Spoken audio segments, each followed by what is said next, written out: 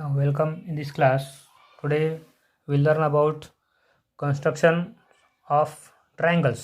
आपल्याला आता ह्याच्यामध्ये जे बेसिक कन्स्ट्रक्शन आहेत हे सगळे बेसिक कन्स्ट्रक्शन आपण 8वीमध्ये किंवा अगोदरच्या अभ्यासामध्ये बघितलेले आहेत. आपण त्याचा अभ्यास करायचा आहे. काही नवीनसुद्धा असण्याची शक्यता आहे. हे सगळे बेसिक कन्स्ट्रक्शन्स आहेत ते आपण सुरुवातीला बघायचे आहेत. First basic construction is construction of congruent segment to given segment using compass. आपल्याला इथं स्केलचा वापर न करता किंवा रुलरचा वापर न करता आपल्याला इथं पहिल्यांदा कन्स्ट्रक्शन करायचं आहे.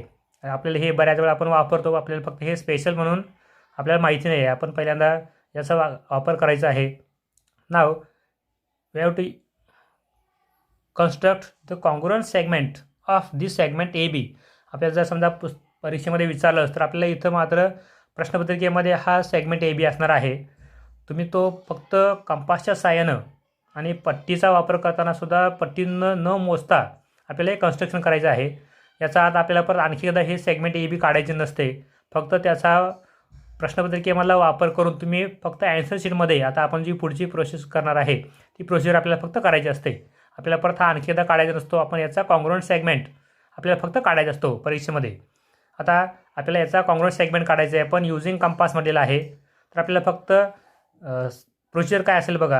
आपल्याला पहिल्यांदा एक अगोदरच जो सेगमेंट दिला आहे त्याच्यापेक्षा जास्त दिसेल असा आपल्याला एक सेगमेंट पहिला रे काढायचा आहे. आपला पहिला रे असेल जो आपल्याला अगोदरच्या सेगमेंटपेक्षा सुद्धा जास्त मोठा दिसेल. हा आपला रे झाला. या रेचा हा स्टार्टिंग पॉईंट असेल आणि हा ॲरो मार्क असेल.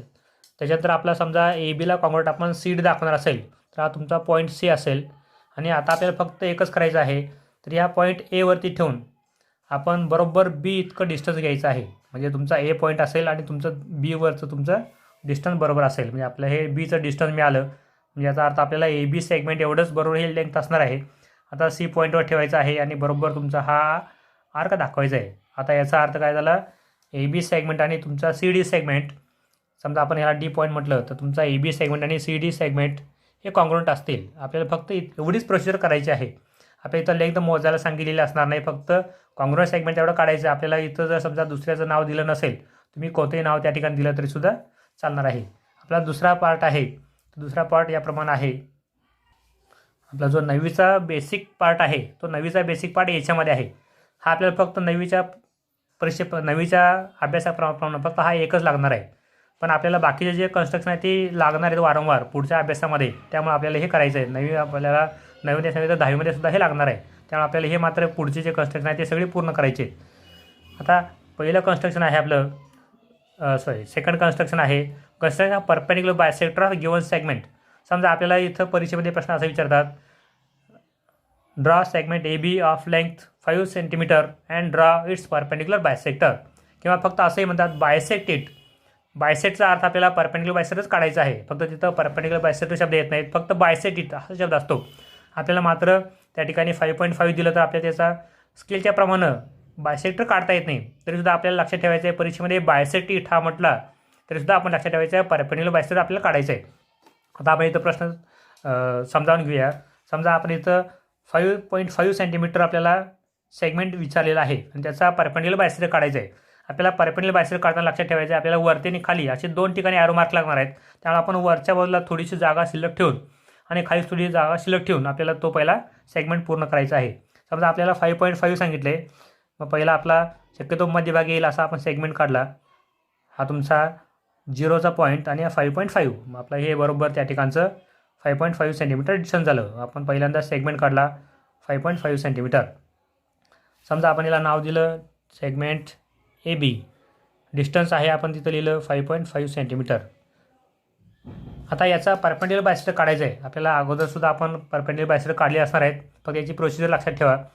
आपल्याला पहिला कुठल्या तरी एका पॉईंटवर ठेवायचं आहे आणि आपलं जे डिस्टन्स आहे ते डिस्टन्स फक्त लक्षात ठेवा मोर दॅन हाफ डिस्टन्स घ्यायचा आहे. याची पहिली कंडिशन आहे ती म्हणजेच मोर दॅन हाफ डिस्टन्स. आपला हा डिस्टन्स आहे तो मोर दॅन हाफ असला पाहिजे. नंतर मग तुम्ही वरच्या बाजूला एक मोठाच्या मोठा आर्क काढायचा आहे. तसंच खालच्या बाजूला सुद्धा एक मोठाच्या मोठा आर्क काढायचा आहे. हे तुमचे 2 आर्क पहिले जे काढणार ते मात्र मोठे असले पाहिजेत.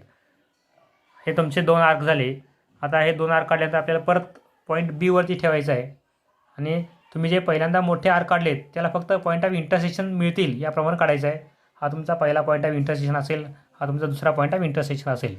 तुमचा याचा अर्थ आपल्याला हे 2 पॉईंट ऑफ इंटरसेक्शन मिळाले म्हणजे आपला 50% जास्त भाग पूर्ण झाला. आता आपल्याला फक्त दाखवायचा येतो म्हणजेच हा पहिला परपेंडिक्युलर बायसेक्टरचा पॉईंट ऑफ इंटरसेक्शन असेल, हा तुमचा दुसरा इंटरसेक्शन असेल. मग तुम्ही फक्त जे तुमचे 2 आर्क काढलेत ते 2 आर्क जिथे इंटरसेक्ट करतात ते फक्त तुमचे पॉईंट महत्त्वाचे आहेत.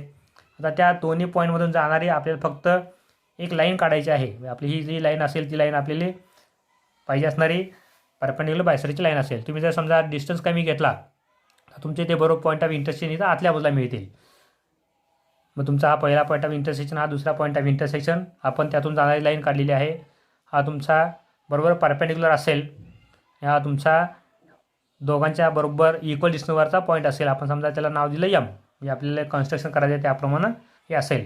नवीमध्ये आपल्याला सगळ्यात प्रत्येक कन्स्ट्रक्शन ट्रायंगलसाठी तुम्हाला प्रत्येक वेळी 1 किंवा 2 परपेंडिक्युलर बायसेक्टर काढायचे आहेत. त्यासाठी लक्षात ठेवायचं आहे पॉईंट कुठल्या पण एका एंड पॉईंटवर ठेवायचा, मोर दॅन हाफ डिस्टन्स घ्यायचं, 2 आर्क काढायचे, तेच डिस्टन्स घेऊन पलीकडच्या वॉलला ठेवायचं, दुसऱ्या एंड पॉईंटवर त्याला इंटरसेक्शन होईल अशा प्रकारे 2 आर्क काढायचे.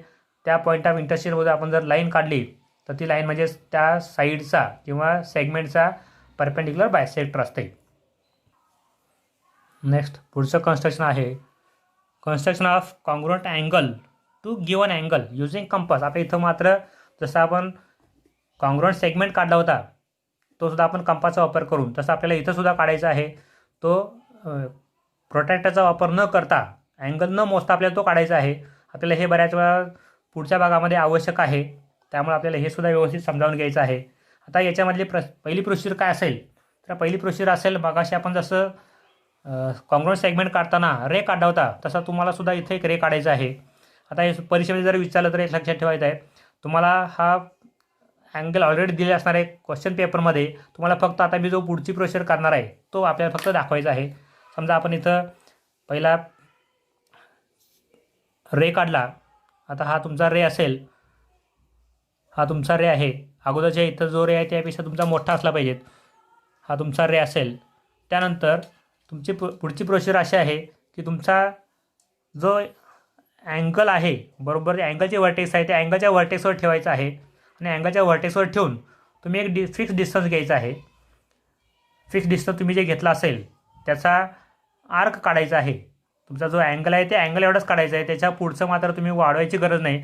वाढवलं तरी हरकत नाही, पण आपल्याला जास्त त्याची गरज नसल्यामुळं आपण हा फक्त जेवढा अँगल आहे त्याच्या अँगलच्या आतल्या बाजूलाच तो आर्क काढायचा आहे आणि बरोबर तेवढंच डिस्टन्स घेऊन तुम्ही पुढचा आर्क काढायचा आहे. याच्यावरती ठेवून तुमचा जिथं व्हर्टेक्स होता त्या व्हर्टेक्सवर ठेवून काढायचा आहे. पण आता तुमचा हा जो आर्क आहे तो अगोदरच्या आर्कपेक्षा जास्त लांबीचा असला पाहिजे, म्हणजे त्यापेक्षा जास्त मोठा असला पाहिजे तुमचा हा तो आर्क असेल. आता तुमचा पुढचा भाग आहे तो याप्रमाणे तुमचा हा जो पॉईंट आहे स्टार्टिंग पॉईंट, तो स्टार्टिंग पॉईंट तुम्ही एका ठिकाणी ठेवायचा आहे. तुमचा दुसरा जो आहे तो तुमचा दुसरा बरोबर डिस्टन्स दुसऱ्या अँगलवरचा साईडचा डिस्टन्स तुम्ही तो मोजायचा आहे. म्हणजे तुम्ही अगोदर जेवढा आर्क काढला होता तेवढा आर्क मोजायचा आहे आणि हा जो आर्क तुम्ही मोजला आहे बरोबर आता याच्यावरती ठेवून तुम्ही अगोदर काढलेल्या आर्कला इंटरसेक्ट करणारा फक्त तुम्ही आर्क काढायचा आहे. म्हणजे तुमचा हा इंटरसेक्ट केलेला आर्क असेल. आता आपल्याला पाहिजे होतं हे डिस्टन्स आणि हे डिस्टन्स इक्वल मिळालं.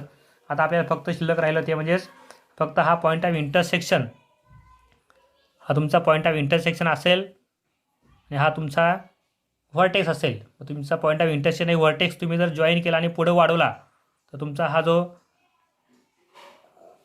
अँगल मिळेल हा तुमचा अँगल आणि हा अँगल तुमचा बरोबर कॉन्ग्रुएंट असते. समजा आपण याला नाव द्यायचं ठरलं, मी इथं नाव दिलं अँगल PQR. परीक्षेमध्ये जर तुम्हाला कॉन्ग्रुएंट अँगलचं नाव लिहा म्हटलं तुम्ही तिथं लिहायचं आहे. समजा कॉन्ग्रुएंट अँगल तुम्हाला लिहायला सांगितलं नसेल तुम्ही मग तिथं लिहायची गरज नाही. आपण मात्र लक्षात ठेवायचं आहे आपल्याला कुठेही अपूर्णता दिसू नये यासाठी तुम्हाला जो दिला आहे तो अँगल तुम्ही हा प्रश्नपत्रिकेमध्ये असणार आहे. तुम्हाला फक्त हा इतकाच अँगल दाखवायचा आहे. तुम्ही इथं मात्र लिहायला हरकत नाही अँगल PQR. तुम्ही इथं जे नाव दिले ते सोडून तुमचं दुसरं कुठलंही नाव तुम्ही त्या ठिकाणी लिहायचं आहे. शक्यतो आपल्याला अपूर्णता कुठली असू नये त्यासाठी अँगल जरी आपल्याला कॉन्ग्रुएंट अँगल काढा म्हटलं तरी आपण त्याचं नाव मात्र तिथं न चुकता कम्प्लीट करायचं आहे.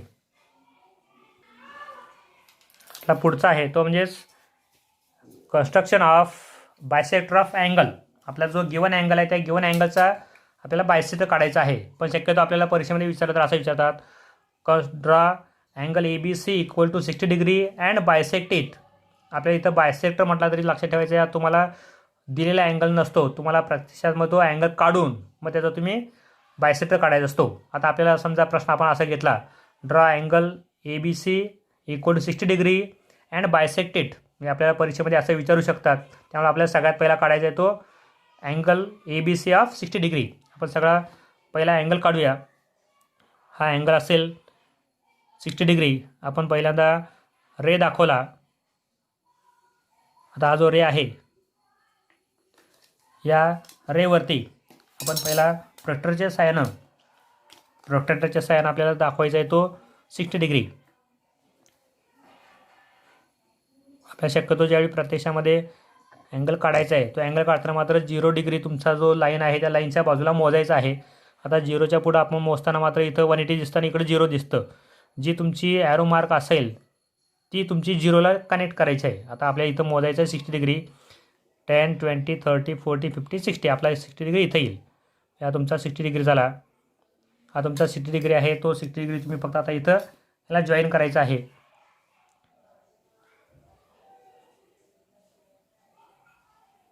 हा तुमचा 60 डिग्री आहे.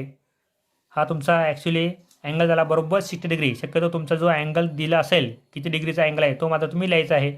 समजा मी याला म्हटलं angle ABC equal to 60 degree. आपल्याला आज असा बायसेक्टर काढायचा आहे आणि बायसेक्टरची प्रोसिजर अगदी सोपी आहे. आपल्याला फक्त लक्षात ठेवायचं आहे कशा प्रकारे ते काढायचं आहे. पहिला जो अँगल बायसेक्ट करायचा त्याच्यावरती तुमचा कंपास ठेवायचा आहे. एक फिक्स्ड डिस्टन्स घ्यायचा आहे. शक्यतो हे डिस्टन्स घेत असताना थोडंसं मोठं घ्या सुरुवातीला. नंतर तुमचे पूर्ण आता आपण जसं कॉन्ग्रुएंट अँगल काढण्यासाठीचा पूर्ण आर्क काढला होता तसा इथं आर्क काढायची गरज नाही. आता फक्त आपल्याला त्याचे पॉईंट ऑफ इंटरसेक्शन मिळवायचे आहेत. हा तुमचा पहिला पॉईंट ऑफ इंटरसेक्शन असेल साईडवरचा. हा तुमचा दुसरा पॉईंट ऑफ इंटरसेक्शन. तुमचे एकूण 2 पॉईंट ऑफ इंटरसेक्शन मिळाले. आता हे 2 पॉईंट ऑफ इंटरसेक्शन आपण वापरायचे आहेत. समजा आपण पहिला ठेवला इथं, आपला जो पहिला इंटरसेक्शन होता तिथं ठेवला. नंतर डिस्टन्स कमी करायचा आहे.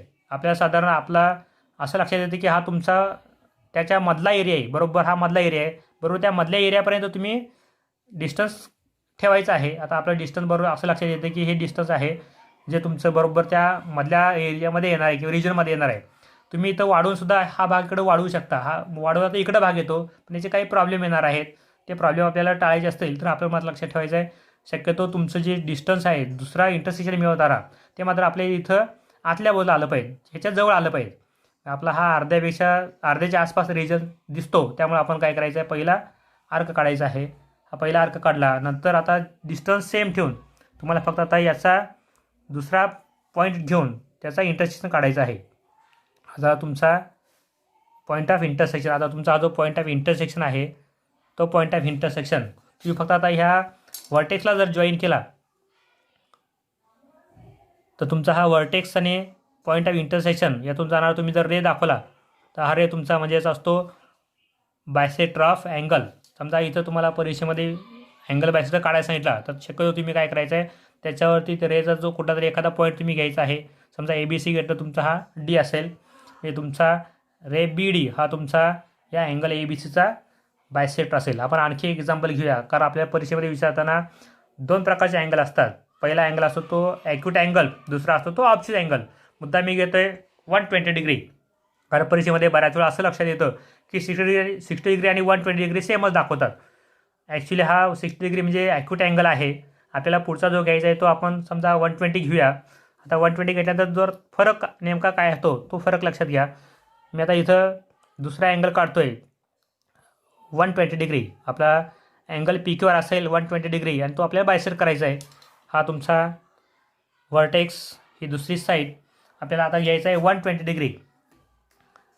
हा तुमचा प्रोटेक्टर ठेवला या रेला कोइन्साइड झालेला आणि तुमचा हा आपला भाग जो आहे तो आपण इकडे भाग वाढवला. आता 120 डिग्री येताना मात्र तुमचं 0 घ्यायचं आहे. बऱ्याच वेळा असं लक्षात येते की 60 डिग्रीच्या जवळ 120 पण दिसतं आणि बरेच मुलं गडबडीमध्ये काय करतात तोच तुमचा 120 घेतात. आपल्याला मात्र इथं जिथं कोइन्साइड झालेलं आहे ॲरो मार्क आहे तिथून मोजत जायचं आहे. 10, 20, 30, 40, 50, 60 असं करत जायचं आहे. हा 90 झाला. 100, 110, 120 मग तुमचा 120 इथं असेल. तुम्ही मात्र हे लक्षात ठेवायचं आहे की तुमचा 120 मात्र तुमचा जो ॲरो मार्क आहे त्या ॲरो मार्कच्या उलट्या दिसला येणार आहे. हे आपल्याला हे मात्र लक्षात ठेवायचं आहे की 120 डिग्री हा तुमचा जो आहे तो मात्र तुमच्या अगोदरच्या साईडच्या पलीकडच्या बाजूला येणार आहे. हा झाला तुमचा 120 डिग्री. तुमचं ॲक्च्युली मात्र इथं लक्षात ठेवायचं आहे की तुमचं जी लिखाण आहे ती लिखाण इथं दिसलं पाहिजे. किती डिग्री अँगल आहे तो अँगल दिसला पाहिजे. हा तुमचा झाला PQR. तुमचा हा अँगल PQR 120 डिग्री आहे. आता याचा आपण बायसेक्टर काढायचा आहे. मी मुद्दाम एक ॲक्युट अँगल घेतला, दुसरा ऑपोजिट अँगल घेतलेला आहे. आपल्यासाठी मात्र हे लक्षात ठेवायचं आहे की दोन्हीपैकी कुठला अँगल असला तरी प्रोसिजर मात्र आपण बदलणार नाही. पहिला आपण व्हर्टेक्सवर ठेवला होता आणि 2 कॉन्ग्रुएंट डिस्टन्स असणारे तुमचे या ठिकाणी तुम्ही आर्क काढले होते. आता आपण इथं तसंच घेतलेलं आहे. हे तुमचं कॉन्ग्रुएंट डिस्टन्स घेतलं. शक्यतो इथं घेताना थोडंसं जास्त डिस्टन्स घ्या. तुम्ही कमी घेतलं चालेल पण नंतर तुमचा प्रॉब्लेम येऊ शकतो. यासाठी तुम्ही पहिला डिस्टन्स घ्यायचा आहे. ठराविक डिस्टन्स घेतलं, त्याचा एक पॉईंट मिळवला, एक व्हर्टेक्स एक आर्क मिळवला, दुसरा आर्क काढला, तुमचे एकूण 2 आर्क झाले. आता तुमचा जो पहिला आर्क आहे त्याच्यावरती ठेवायचं. डिस्टन्स आता माझा तुम्हाला अशा प्रकारे घ्यायचा आहे की तुमचा जो हाफ रिजन आहे त्या हाफ रिजनमध्ये तुमचा आर्क आला पाहिजे. आता इथं माझं तुमचं लक्षात ठेवायचं आहे की ॲक्युट अँगल असताना तुमचं लेंथ कमी करावी लागली.